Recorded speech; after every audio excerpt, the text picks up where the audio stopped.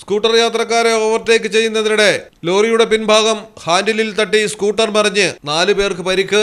നിയന്ത്രണം തെറ്റി വാഹനം താഴെ വീഴുമ്പോഴും കൈക്കുഞ്ഞിനെ മാറോട് ചേർത്ത് പിടിച്ച് രക്ഷപ്പെടുത്തി മാതാവ്.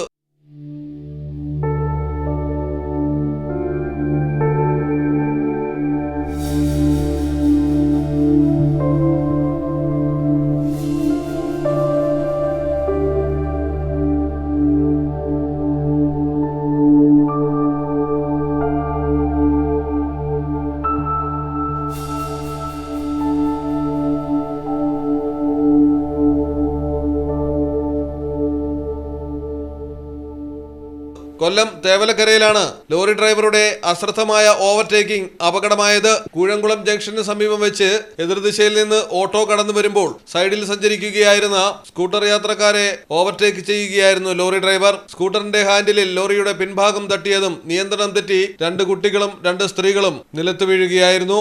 വീഴുമ്പോഴും കൈക്കുഞ്ഞിനെ മാറോട് ചേർത്ത് പിടിച്ച് മാതാവ് രക്ഷപ്പെടുത്തി.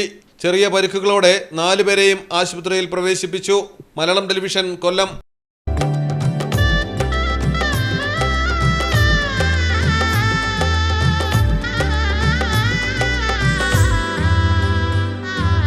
Celebrate the moments of colors. KMT Silks, Perindalmanda, Kottakkal.